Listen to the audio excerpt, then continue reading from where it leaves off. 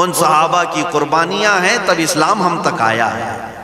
آپ یہ سمجھتے ہیں کہ گھر میں بڑے کا گوشت کھا لینے کا نام اسلام ہے، ہاتھ لمبی ٹوپی پہن لینا یا داڑھی رکھ لینے کا نام اسلام ہے؟ اسلام قربانیاں چاہتا ہے۔ اسلام کی ابتدا محرم میں قربانی کی یاد دلاتی ہے اور بقرعید میں بھی قربانی کی یاد دلاتی ہے۔ کیوں؟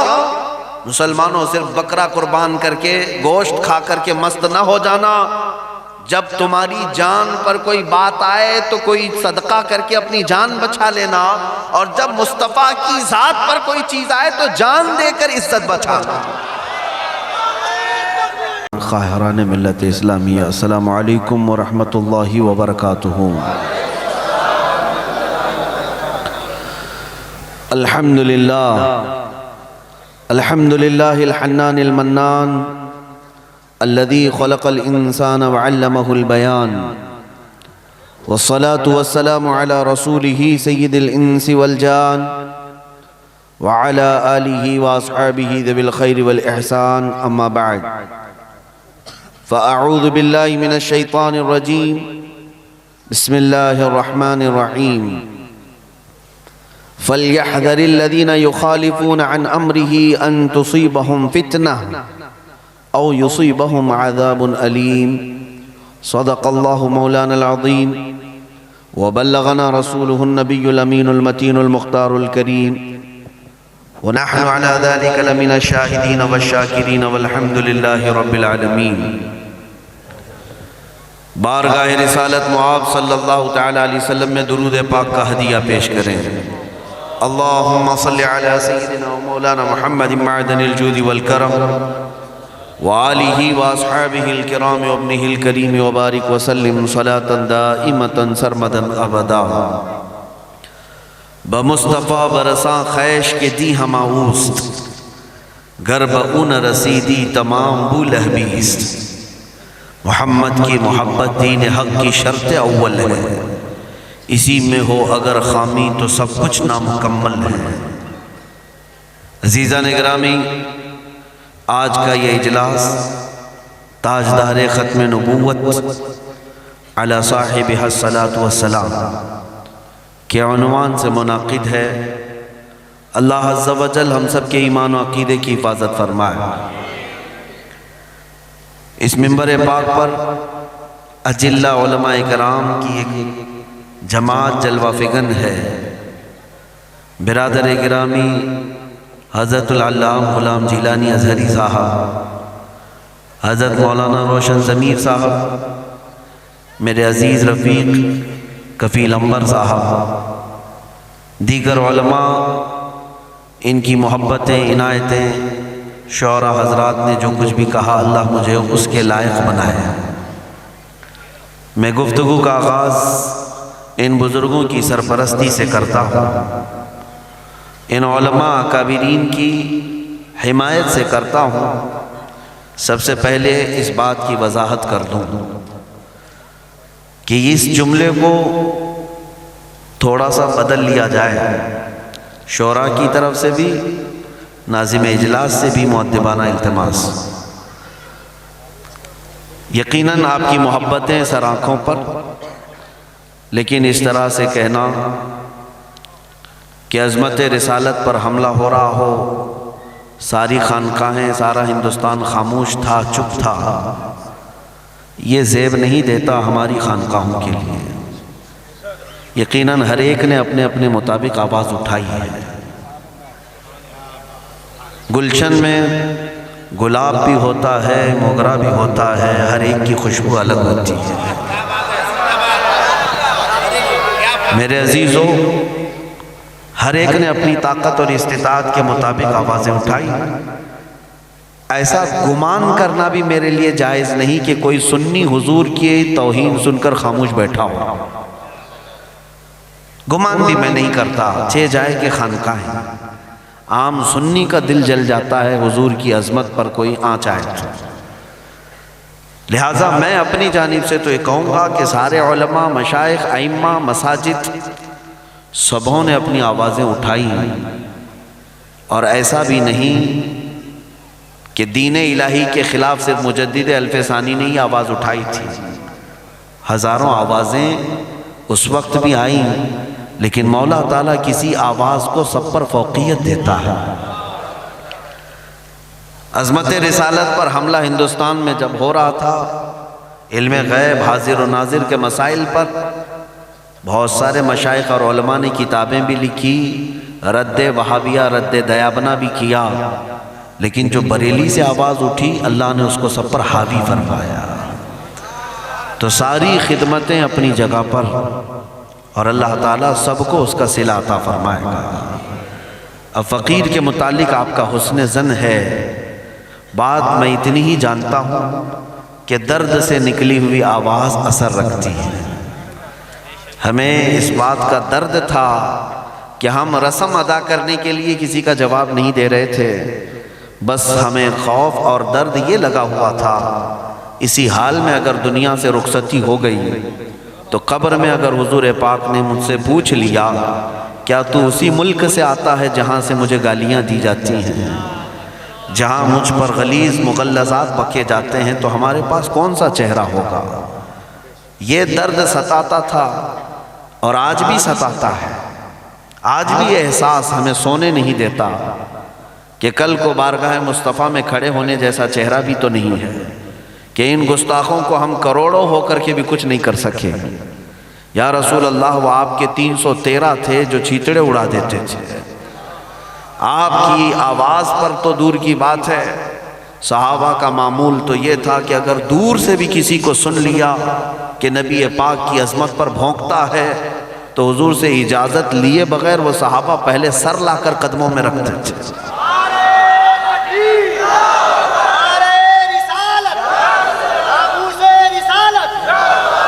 ہماری حالت تو آج یہ ہے کہ ہم کروڑوں کی تعداد میں ہیں، کروڑوں کی تعداد میں ہیں، اسی بات پر تو شرم اور احساس رات کو سونے نہیں دیتے کہ رسول پاک صلی اللہ تعالیٰ علیہ وسلم کی یہ امت آج اتنی بڑی طاقت کے ساتھ موجود ہے کہ پوری دنیا میں 57 ملک اسلامی کنٹریز کے نام سے جانے جاتے ہیں۔ اسلامی ملک جہاں پر اسلام کے نام سے مذہب چلتا ہے، بڑے بڑے بادشاہ ہیں، بڑے بڑے پریسیڈنٹ ہیں، پرائم منسٹر ہیں، اور کئی ملک ایسے ہیں جن کی طاقتور فوجیں ہیں، طاقتور فوجیں دنیا کی۔ مصر کی فوج بڑی طاقتور سمجھی جاتی ہے، لیبیا، عراق، ایران، یہ سارے طاقتور افواج کے مالک ہیں۔ یہ 57 ممالک اسلامی حکومتوں کو چلا رہے ہیں افواج کے ساتھ۔ کئی تو ملک ایسے ہیں جو ایٹمی طاقت رکھتے ہیں، باوجود اس کے میرے آقا کی شان پر جب بھدی گالیاں دی جاتی ہیں تو یہ سب کچھ بھی نہیں کر سکتے۔ آپ کو میں بتاؤں، ایمان جب ہوتا ہے تو صلاح الدین جیسا ہونا چاہیے۔ صلاح الدین ایوبی کی تاریخ اگر آپ پڑھو، ہمارے مورخین کی لکھی ہوئی بات نہیں کروں گا، انگریزوں نے جو تاریخ لکھی ہے صلاح الدین ایوبی کی وہ بھی پڑھ کر کے دیکھ لو۔ انگریزوں نے جو لکھا ہے، ریچرڈ نام کا ایک مورخ ہے، اس نے لکھا پوری دنیا میں ایسا کوئی جرنیل میں نے نہیں دیکھا جو اتنا نرم دل ہو، اتنا نرم دل ہو کہ اگر 1,00,000 فوج لڑنے کے لیے آئی اور اس پر تلوار بھی اٹھا چکی ہو اور غالب نہیں آ سکی تو ان میں سے 90,000 کو صلاح الدین خود اپنے ہاتھوں سے آزاد کر دیتا، آزاد کر دیتا۔ بڑے بڑے لوگوں کو جو تلوار بھی اٹھاتے تھے، ایسا رحم دل نرم دل سلطان اور جرنیل ہم نے دیکھا نہیں، یہ انگریزوں نے لکھا۔ لیکن اسی صلاح الدین کا حال یہ تھا، بیمار ہو گئے، ملک شام کے ایک علاقے میں بستر پر آ گئے۔ ایک مسلمانوں کا قافلہ حلب سے گزر رہا تھا، عیسائیوں کے ایک سپہ سالار نے، برنس نام تھا، ان مسلمانوں کے قافلے پر حملہ کیا اور انہیں گرفتار کیا، ان کا پورا مال لوٹ لیا۔ ان میں عورتیں بھی تھیں، بچے بھی تھے، جوان بھی تھے۔ اس برنس ظالم نے سارے لوگوں کو مارنا شروع کیا اور مارتے مارتے ایک تانا دیتا تھا، اے مسلمان، تم محمد کو بہت چاہتے ہو، بلا لو، کہاں ہے تمہارا محمد صلی اللہ علیہ وسلم۔ مارتا تو تھا، لوٹتا تو تھا، لیکن ساتھ میں یہ تانا مارتا تھا، بلا لو اپنے محمد کو، کیوں نہیں آتا؟ نعوذ باللہ من ذالک۔ مسلمانوں کا قافلہ لٹ گیا، پٹ گیا۔ پھر خبر صلاح الدین تک آئی، صلاح الدین ایوبی کو یہ خبر دی گئی کہ برنس نام کے اس ظالم نے مسلمانوں کو گرفتار کیا، ان کا مال لوٹا پیٹا، اور لیکن ساتھ میں شان رسالت پر اتنی گندی بات کی۔ اب جانتے ہو جو بستر پر لیٹ گئے تھے صلاح الدین بیماری کی وجہ سے، ہاتھوں کو اٹھا کر بارگاہ رب العزت میں عرض کرتے ہیں، مولا میری آخری خواہش صرف اتنی ہے کہ مجھے اتنی زندگی اور دے دے کہ میں اس برنس کو ختم کر سکوں۔ مجھے دنیا سے اس وقت تک نہ اٹھا جب تک اس شاتم رسول اور گستاخ رسول کا میں انجام نہ دیکھ لوں۔ بستر پر رہے، بیمار رہے، 2.5 سال کا عرصہ گزر گیا۔ 2.5 سال کے بعد صحت یاب ہوئے، کھڑے بھی ہوئے۔ سب سے پہلی مہم جو آپ نے چھیڑی، کہا کہ اس برنس کا جو بھی قافلہ ہوگا، جہاں پر بھی ہوگا، اس سے ہمیں معرکہ کرنا ہے اور اسے گرفتار کرنا ہے۔ ہوا بھی، چند دنوں کی معرکہ آرائی کے بعد وہ برنس اور اس کی فوج گرفتار ہو کے صلاح الدین کے پاس آ گئی۔ صلاح الدین نے بہت سارے فوجیوں کو آزاد کیا، جیسے ان کی عادت تھی آزاد کرنے کی۔ برنس کو پکڑ کر کے جب لایا گیا تو تاریخ میں بتایا جاتا ہے صلاح الدین کی آنکھیں لال ہو چکی تھی۔ صلاح الدین کی آنکھیں لال تھی۔ پورے مجمع کے سامنے برنس کو کھڑا کیا۔ اس نے کہا کہ اے صلاح الدین، تم عظیم جرنیل ہو، ہمارے ہزاروں لاکھوں لوگوں کو تو نے آزاد کیا، عیسائیوں کو تو آزاد کر دیتا ہے، میں بھی تیرے گرفت میں آیا ہوں، قید میں آیا ہوں، مجھے بھی تو آزاد کر سکتا ہے۔ صلاح الدین ایوبی کی جلال بھری کڑکتی ہوئی آواز نکلی، کہا برنس، اگر تجھے میں آزاد کر دیا تو اللہ کے عذاب سے کبھی نہیں بچ پاؤں گا۔ اگر میں تجھے آزاد کر دیا تو میں اللہ کے عذاب سے کبھی نہیں بچ پاؤں گا۔ وہ اور لوگ تھے جنہوں نے میری جان پر حملہ کیا، میں نے انہیں آزاد کیا، لیکن تو نے میرے رسول پاک کی شان پہ حملہ کیا۔ اب اس کے بعد تلوار اٹھائی صلاح الدین نے اور گردن پر رکھ کر کے کیا کہا جانتے ہیں؟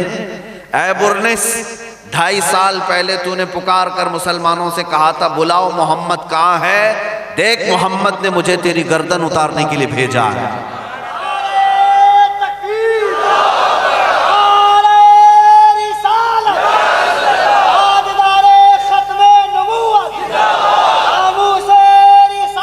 عزیزان گرامی، اس کی گردن تو مار دی، لیکن جو بات مجھے عرض کرنی تھی وہ یہ ہے، یہ جو 2.5 سال کا عرصہ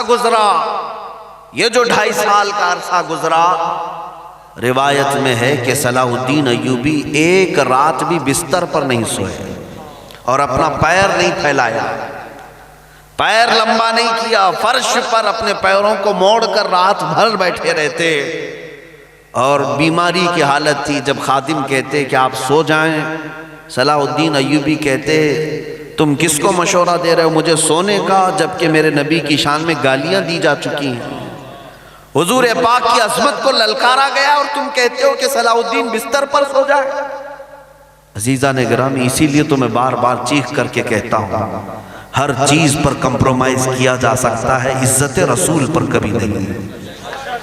آج میرا مشن صرف یہ ہے کہ میں جلسوں میں یا تقریروں میں اس لیے نہیں آتا کہ میں کوئی مقرر آدمی ہوں یا خطیب ہوں، میرے اندر تو ڈھنگ بھی نہیں ہے خطابت کرنے کا، میں مقررین کی اداؤں سے بھی واقف نہیں ہوں، لیکن صرف یہ درد تم تک تقسیم کر کے جانا چاہتا ہوں کہ اے مسلمانوں، بہت سارے معاملات پر تم سڑکوں پر آتے رہے، راشن کے نام پر، پانی کے نام پر، بجلی کے نام پر، الیکشن کے نام پر، ووٹنگ کے نام پر، لیکن تمہیں خبر نہیں تم تو امانت تھے رسول اللہ کی، تم حضور کے لیے پیدا کیے گئے ہو اور تم امت ہو میرے مصطفیٰ کی۔ آپ کیا سمجھتے ہیں تمہاری عزت جو ہے تمہارے بڑے بنگلوں کی وجہ سے ہے؟ تمہاری عزت تمہاری داڑھی اور ٹوپی کی وجہ سے ہے؟ تمہاری عزت صرف اور صرف نام مصطفیٰ کی وجہ سے ہے۔ آبرو ما زنام مصطفیٰ است، اقبال نے کہا ہے ہم سب کی عزت و آبرو صرف رسول اللہ کی وجہ سے ہے۔ اور آپ کو یہ پتا ہے ایسے ایسے گناہ ہمارے معاشرے میں ہیں جس کی بنیاد پر آسمان سے آگ برسنی چاہیے، عذاب آ جانا چاہیے۔ کیا گناہ نہیں ہے ہماری قوم میں؟ پہلے کی امتیں جب گناہ کرتی تھی تو عذاب آتا تھا۔ کیسا عذاب؟ قوم لوط پر نوکیلے پتھر برسائے گئے تھے، لواطت کرتے تھے، نوکیلے پتھر برسائے گئے. فَأَمْطَرْنَا عَلَيْهِمْ حِجَارَةً مِّن سِجِّلٍ مَّنضُودٍ، قرآن کہتا ہے. اور قوم شعیب ناپ تول میں کمی کرتی تھی، اللہ نے عذاب بھیجا، ہواؤں کا عذاب. فَأَرْسَلْنَا عَلَيْهِمْ رِيحًا صَرْصَرًا، انہیں ہلاک کر دیا گیا. نوح علیہ السلام کی قوم پر عذاب آ گیا، قوم سمود پر عذاب آیا، صالح علیہ السلام کی قوم پر. لیکن آپ کو میں بتاؤں اس امت پر عذاب کیوں نہیں آتا؟ گناہ ویسی ہیں آج بھی. میرے عزیز و قرآن کہتا ہے وَمَا كَانَ اللَّهُ لِيُعَذِّبَهُمْ وَأَنْتَ فِيهِمْ. اب اس امت پر ویسا عذاب اللہ نہیں نازل کرے گا، اس لیے کہ ان کے بیچ میں میرا محبوب آرام کر رہا. عذابات سے بچے بھی ہو تو کس بنیاد پر؟ رسول اللہ کی برکت ہے. ہماری عزت رسول اللہ کے نام سے، ہماری عافیت رسول اللہ کے نام سے، ہمارے گھروں کی برکت رسول اللہ کے نام سے.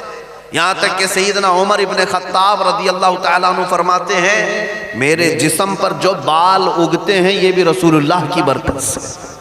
یہ حضرت عمر فاروق فرماتے ہیں اے مسلمانوں اب حالات تمہیں بیدار کرنا چاہ رہے ہیں اور تمہیں اٹھانا چاہتے ہیں. جگہ جگہ کے تھک چکے ہیں یہ ہنگامے. اٹھو، نشاط لذت خواب گراں بدل ڈالو. غلط روی سے منازل کا بودھ بڑھتا ہے، غلط روی سے منازل کا بودھ بڑھتا ہے. مسافروں روش کارواں بدل ڈالو. کی راہ کے تو می روی بترکستان است. آج جس راستے پر تم چلے جا رہے ہو یہ کعبے کی طرف نہیں لے جا رہا، یہ کسی اور طرف لے جا رہا ہے. محمد عربی صلی اللہ تعالیٰ علیہ وسلم کے غلام تو وہ ہونے چاہیے کہ گھبرا گئی ہے دیکھ کر گردش دوراں کبھی کبھی. کس کو دیکھ کر؟ دیوان گانے عشق مصطفیٰ. حضور پاک صلی اللہ تعالیٰ علیہ وسلم کے غلاموں کو دیکھ کر گردش دوراں بھی گھبرا جاتی. طوفان اپنا رخ موڑ لیتے، سمندر اپنا راستہ دیتے. آج تو تمہاری موب لنچنگ ہوتی ہے، پکڑے جاتے ہو، مارے جاتے ہو، کوٹے جاتے ہو، پیسے جاتے ہو. تمہاری مسجدوں کو تباہ برباد کر دیا گیا، آگ لگا دی جا رہی ہے، اور یہاں ہماری خانقاہیں برباد کر دی جا رہی ہیں. آج اگر تم نہیں جاگتے اور امت مصطفیٰ کا حق ادا نہیں کرتے تو کل تمہاری نسلیں تم پر لعنت بھیجیں گی. کل تمہاری اولاد، کیونکہ قیامت کے دن فرمایا گیا کچھ بچے ایسے ہوں گے جو اپنے ماں باپ پر مقدمہ کریں گے. اللہ تبارک و تعالیٰ سے کہیں گے اے مولا سب سے پہلے عذاب میرے ماں باپ پر دے، اس لیے کہ میرے گمراہ ہونے کا ذریعہ یہی لوگ تھے. انہوں نے کبھی مجھے عشق مصطفیٰ نہیں سکھایا، کبھی انہوں نے آداب و اخلاق کی تعلیم مجھے نہیں دی. اے مسلمانوں آج یہ حالات تمہیں اس بات پر لے آتے ہیں کہ آؤ جس روش پر مصطفیٰ کریم صلی اللہ علیہ وسلم نے ہمیں مدینے میں چھوڑا تھا اسی روش پر ہمیں آنے کی ضرورت ہے. ان کے جو ہم غلام تھے خلق کے پیشوا رہے، ان کے جو ہم غلام تھے خلق کے پیشوا رہے، ان سے پھرے جہاں پھرا پھر آئی کمی وقار. تمہیں اپنی عزت معلوم ہے؟ تمہاری حیثیت معلوم ہے؟ کس کے تم وارث ہو؟ ہم کس کے وارثین میں سے ہیں؟ ہمارے اسلاف کون ہیں؟ کیا وہ صرف ہمارے جلسوں میں نعرے لگانے کے لیے اسلاف ہیں؟ ان اکابرین کا نام لے کر ایک بار زندہ باد کہہ دیا جائے کافی ہے؟ تم جن اسلاف کے وارثین میں سے ہو ذرا پڑھ تو لیا کرو اے جوانوں. تمہارے اکابرین میں سب سے پہلے بلال حبشی کا نام آتا ہے، خباب ابن الارت کا نام بھی ہے، خبیب ابن عدی کا بھی نام ہے. یہ وہ صحابہ ہیں جنہوں نے اپنی جان مصطفیٰ کی محبت پر لٹائی ہے، جانیں لٹائی ہیں. عبداللہ بن جحش وہ صحابی ہیں جو میدان احد میں جن کا مسلح کیا گیا تھا، ان کے ناک آنکھ کان سب کاٹ کر کے کافروں نے ہار بنا کر گلے میں پہنا تھا. کون؟ عبداللہ بن جحش، رسول اللہ کے صحابی. حضرت انس بن ندیر حضور پاک صلی اللہ علیہ وسلم کے رازدار صحابی جو حضور کے رازوں کا اہتمام کرتے تھے، حضور ان سے راز کی بات کرتے تھے. احد کے میدان میں جب آئے کفار و مشرکین نے ان کے جسم کو اتنا مسل دیا تھا، اتنا مسل دیا کہ نہ چہرہ دکھتا تھا نہ سینہ دکھتا تھا، کچھ بھی نہیں. ان کی بہن آئی، صرف ان کی انگلی ایک باقی تھی، یہ دیکھ کر پہچانا کہ انس بن نزیر ہے. جن کے جسموں کو سمیٹ دیا گیا تھا زمین کے ساتھ۔ میرے عزیزو، ان صحابہ کی قربانیاں ہیں تب اسلام ہم تک آیا ہے۔ آپ یہ سمجھتے ہیں کہ گھر میں بڑے کا گوشت کھا لینے کا نام اسلام ہے، ہاتھ لمبی ٹوپی پہن لینا یا داڑھی رکھ لینے کا نام اسلام ہے؟ اسلام قربانیاں چاہتا ہے۔ اسلام کی ابتدا محرم میں قربانی کی یاد دلاتی ہے اور بقرعید میں بھی قربانی کی یاد دلاتی ہے۔ کیوں؟ مسلمانوں صرف بکرا قربان کر کے گوشت کھا کر کے مست نہ ہو جانا، جب تمہاری جان پر کوئی بات آئے تو کوئی صدقہ کر کے اپنی جان بچا لینا، اور جب مصطفیٰ کی ذات پر کوئی چیز آئے تو جان دے کر عزت بچانا۔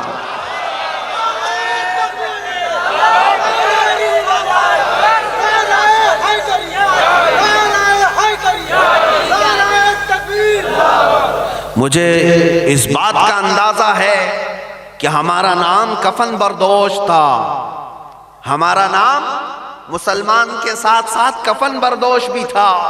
پہلے کے فارسی لوگ ہمیں مسلمان کم کہتے تھے، کفن بردوش کہتے تھے۔ مطلب کیا ہے؟ یہ رسول پاک کے غلام ایسے ہیں کہ کندھے پر کفن لے کے چلتے ہیں، انہیں موت کبھی روک نہیں پاتی۔ یہ حضور کے عاشق ہیں، جہاں پائے نکل پڑے، اور موت ان کو کیا ڈرا سکے گی؟ اور حقیقت میں ہے میرے عزیزو، آج میں جو گفتگو کو شروع کیا ہوں، سب سے پہلے تم اپنے سینوں سے خوف نکالو، ڈر نکالو۔ سب سے بڑا ڈر کیا ہو سکتا ہے زندگی کا؟ ظاہر سی بات ہے، آپ آگ سے ڈرتے ہیں کہ جل جائے گا، پانی سے ڈرتے ہیں، آپ جو ہے گھر کے اندر حادثوں سے ڈرتے ہیں، طوفان سے ڈر رہے ہیں، بارش سے ڈر رہے ہیں، بیماری سے آپ ڈر رہے ہیں، کوئی بیماری آ گئی تب ڈر ہے۔ ڈر کئی چیزوں میں ہے، شیر سے بھی ڈر لگتا ہے، کتے سے بھی ڈر لگ رہا ہے، کوئی کھائی سے بھی ڈر لگ رہا ہے، گھڑے سے بھی ڈر لگ رہا ہے، کار میں بیٹھے ایکسیڈنٹ سے ڈر لگ رہا ہے۔ سارے ڈر اگر جمع کرو گے، رزلٹ نکالیں گے، نتیجہ نکالیں گے، ان سارے ڈر سے کیا سب سے بڑا ڈر کیا ہے؟ وہ موت کا ڈر ہے۔ کس چیز کا ڈر ہے؟ آگ سے اس لیے آپ ڈر رہے ہیں کہ جلیں گے تو ہوگا کیا؟ مر جائیں گے۔ پانی میں ڈوبنے سے اس لیے ڈر رہے ہیں کہ ڈوب گئے تو مر جائیں گے، مرنے کا ہی تو ڈر ہے۔ حادثوں سے جو ڈر رہے ہیں، یہی ڈر ہے کہ موت آ جائے۔ بیماری سے بھی اس لیے بچتے ہیں کہ موت نہ آ جائے، مر نہ جائے، یہ موت ہی کا ڈر ہے۔ اور مصطفیٰ کریم کے غلاموں کی خصوصیت یہ ہوتی ہے، سب سے پہلے اگر کوئی ڈر نکالا جاتا ہے سینے سے تو موت کا ڈر نکالا جاتا ہے، جس کو اعلیٰ حضرت نے فرمایا ہے کہ حسن یوسف پہ کٹی مصر میں انگشت زنا، یا رسول اللہ سر کٹاتے ہیں تیرے نام پہ مردان عرب۔ یہاں موت کا ڈر نہیں ہوتا، مصطفیٰ کریم کے غلاموں میں موت کا ڈر نہیں ہوتا۔ کیوں؟ ہمیں موت کا ڈر کیوں ہو؟ جو عاشق ہوتا ہے وہ تو انتظار میں رہتا ہے کہ وہ کون سی رات ہے جب ملک الموت میرے گھر آئے گا۔ کیوں؟ کون سی رات ہے جو ملک الموت میرے گھر آئے گا؟ اس لیے کہ جس دن ملک الموت روح قبض کر کے جائے گا، میں قبر میں جاؤں گا، تبھی تو مصطفیٰ کی زیارت ہوگی۔ جس کو رسول پاک کی زیارت کرنا ہے وہ موت سے نہیں ڈرتا۔ وہ قبر میں پہنچتا ہے تو کیا کہتا ہے جانتے ہیں؟ فرشتوں کے پاس جب وہ اٹھاتے ہیں تو یوں کہتا ہے، اب تو پائے ناز سے اے فرشتوں کیوں اٹھوں، اب تو پائے ناز سے اے فرشتوں کیوں اٹھوں، مر کے پہنچا ہوں یہاں اس دل ربا کے واسطے۔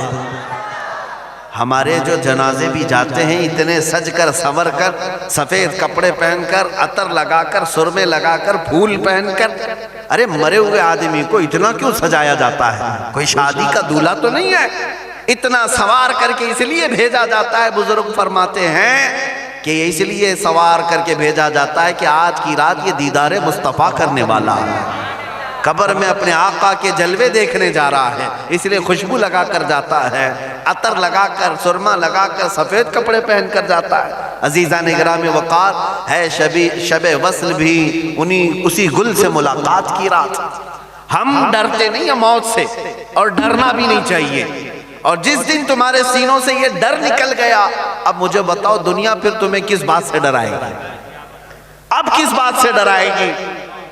یہی ایک چیز تو ہے دنیا جو بار بار تمہیں ڈراتی ہے کہ مارے جاؤ گے، کاٹے جاؤ گے، پھانسی پر چڑھائے جاؤ گے۔ اور محمد عربی کا غلام جب خوشی سے ان باتوں کو قبول کرتا ہے تو دنیا کے پاس اس سے بڑی سزا کوئی ہے ہی نہیں، اس سے بڑی سزا کوئی ہے ہی نہیں۔ یہی میں چاہتا ہوں اے مسلمانوں، اپنے سر ہتھیلیوں پر لے کر جس دن تم نکلے، پھر دنیا تمہاری حقیقت کو پہچان لے گی کہ جس کو اقبال نے کہا تھا نکل کر کے صحرا سے جس نے الٹ دیا تھا تخت روما کو، تخت روما کو الٹ دیا تھا۔ روم سپر پاور کا نام ہے۔ حضور کے زمانے میں 2 سپر پاور تھے، جیسے آج امریکہ اور رشیا ہے، ملک روم اور ملک ایران۔ روم کے بادشاہ کو قیصر کہا جاتا تھا، ایران کے بادشاہ کو کسرا کہا جاتا تھا۔ یہ سپر پاور طاقتیں اگر کسی کے زیر نگی ہوئیں تو یہی صحابہ ہی تھے۔ صحابہ جو دیہات کے رہنے والے، پیوند لگے کپڑے پہننے والے، بغیر چپل کے راستے پر چلنے والے، چند کھجوروں پر پورا دن گزارنے والے، لیکن جب نکلتے تھے روما کی سلطنت کو بھی الٹ دیا، کسرا کی سلطنت کو بھی الٹ دیا۔ دونوں سلطنتیں خاک ہو گئی، مصطفیٰ کریم کے غلاموں کے قدموں میں آ گئی۔ اور اقبال کہتا ہے نکل کر کے صحرا سے جس نے الٹ دیا تھا تخت روما کو، سنا ہے قدسیوں سے میں نے کہ وہ شیر پھر ہوشیار ہوگا، سنا ہے قدسیوں سے میں نے کہ وہ شیر پھر ہوشیار ہوگا۔ اور میں آج ہر علاقے میں جا کر کے دیکھ رہا ہوں رسول پاک کے یہ شیر ہوشیار ہونے لگ چکے ہیں۔ انشاءاللہ العزیز جس دن یہ شیر بیدار ہوں گے پھر کروڑوں کی نیندیں بھی حرام کر کے رکھیں گے۔ کیوں؟ جن لوگوں نے اب تک ظلم اور بربریت کا ننگا ناچ ناچا، ان کا بھی تو ایک انتم وقت آتا ہے، ان کا بھی تو ایک اینڈ ہونا ہے۔ جن ظالموں نے اپنے پیسے اور طاقت کے بل بوتے مسلمان کمزور مزدوروں کی گردنوں پر راج کیا اور تخت مسجدوں کے ممبر و محراب پر بچھا دیا، انہوں نے اپنی آتنک کی آگ کو ہر جگہ جلانے کی کوشش کی، لیکن ان کا بھی تو اینڈ ہونا ہے، خاتمہ تو ہونا ہے۔ اور یہ مت سمجھنا، اس انتظار میں نہیں رہنا، اتنی بڑی طاقتیں ان کے پاس ہیں، ان سے مقابلہ کرنے کے لیے ہمارے پاس کتنی بڑی طاقت آنی چاہیے، کتنی بڑی تیاری ہونی چاہیے۔ میں اس کا قائل نہیں ہوں، میں رب ذوالجلال کی ذات پر اس بات کا یقین رکھتا ہوں کہ نمرود سے بڑا طاقتور کوئی نہیں تھا اس کے زمانے میں، لیکن مولا نے اس کو ہلاک کرنے کے لیے بڑی فوج نہیں صرف مچھر کو بھیجا تھا۔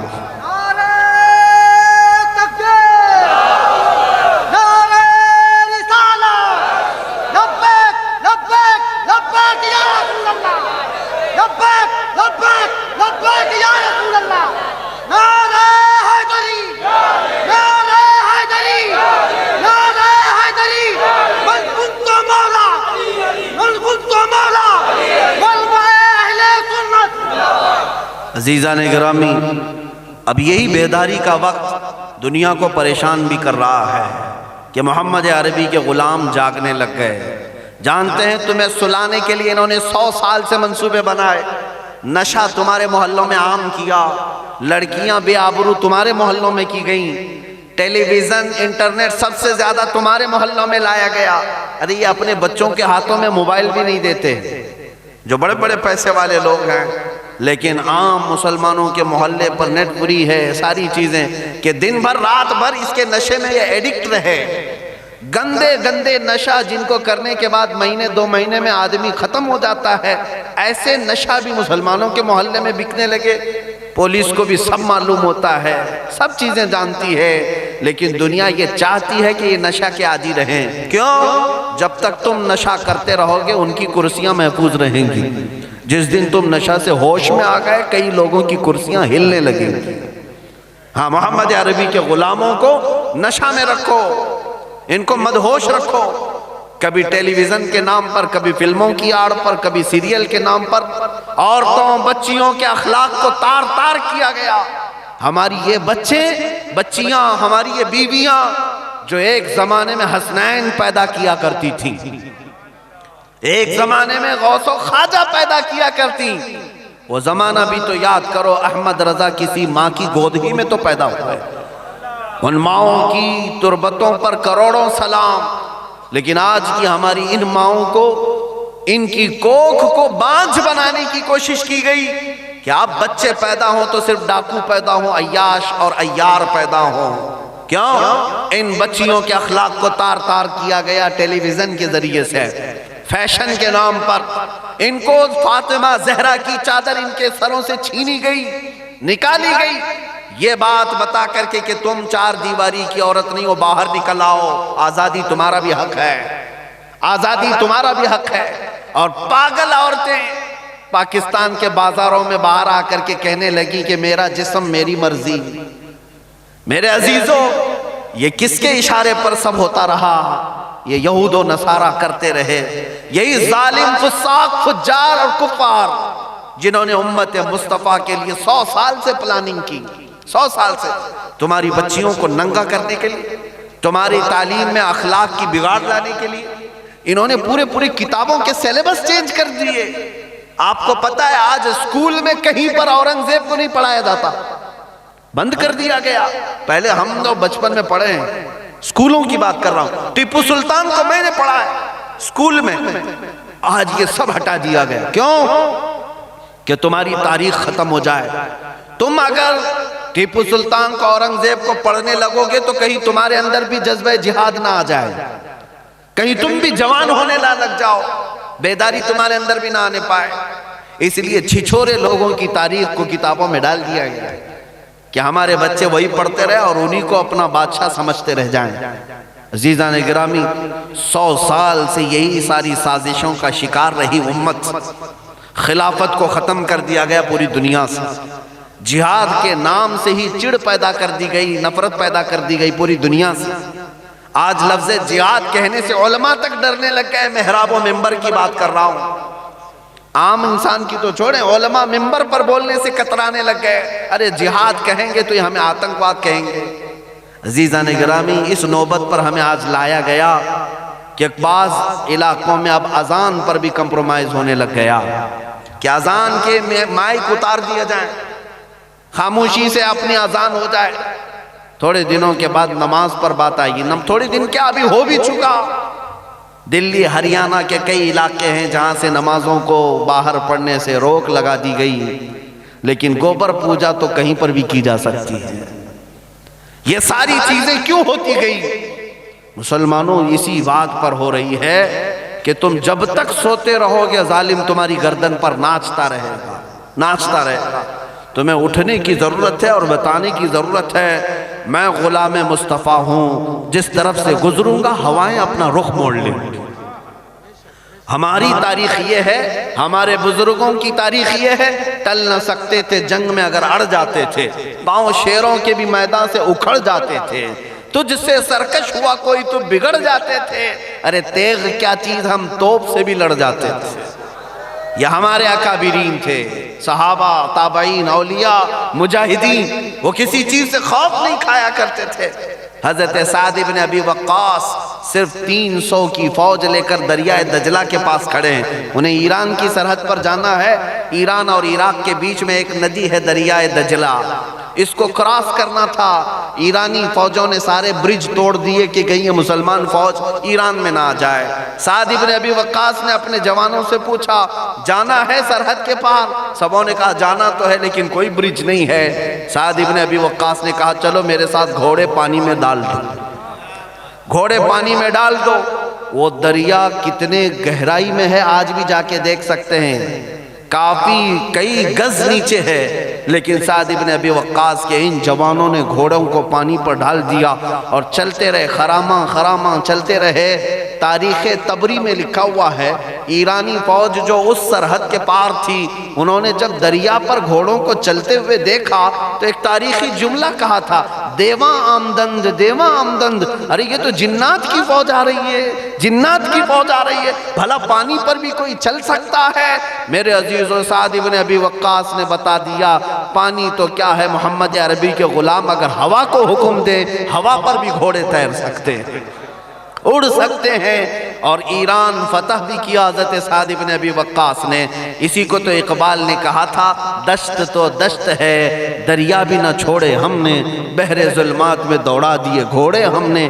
آ گیا عین لڑائی میں گر وقت نماز، قبلہ روحوں کے زمیں بوز ہوئی قوم حجاز۔ ایک ہی صف میں کھڑے ہو گئے محمود و ایاز، نہ کوئی بندہ رہا نہ کوئی بندہ نواز۔ عزیزان گرامی وقار، میں آج آپ کے سامنے چند وہ قربانیاں رکھنا چاہتا ہوں۔ آپ اسلام میں ہیں، اللہ کا شکر ادا کرو۔ اسلام کے ساتھ ساتھ اللہ نے تمہیں عشق رسول کی دولت دی، اس پر اور شکر ادا کرو۔ اہل سنت و جماعت کا یہ وتیرہ اور خاصہ رہا ہے۔ آج اپنے فخر کی بات میں بتاؤں، ہمیں گرو ہوتا ہے اس بات پر، پورے بر صغیر میں، ہند و پاک میں، ہندوستان ہو، پاکستان ہو، بنگلہ دیش، کہیں پر بھی جاؤ، کئی فرقے ہوں گے، کئی جماعتیں ہوں گی، کئی نام سے مسلمانوں کے اندر فرقے ہیں کہ نہیں؟ ہر علاقے میں ہیں۔ لیکن آج اس بات کو کہنے میں مجھے کوئی جھجک نہیں محسوس ہوتی کہ رسول اللہ صلی اللہ تعالیٰ علیہ وسلم کی ختم نبوت پر یا ان کی عزت پر اگر کوئی جماعت میدان میں ہے تو وہ صرف اہل سنت و جماعت۔ آپ دیکھیں، لبیک یا رسول اللہ کے نعرے پڑوس میں بھی وہی لگا رہے ہیں جو امام احمد رضا والے ہیں، ہندوستان میں بھی وہی جماعت لگا رہی ہے جو بریلی والے ہیں۔ اس کا مطلب یہ ہے کہ رسول پاک صلی اللہ علیہ وسلم نے اپنی عزت کی حفاظت کے لیے تمہارا انتخاب فرما لیا، تمہیں چن لیا گیا ہے۔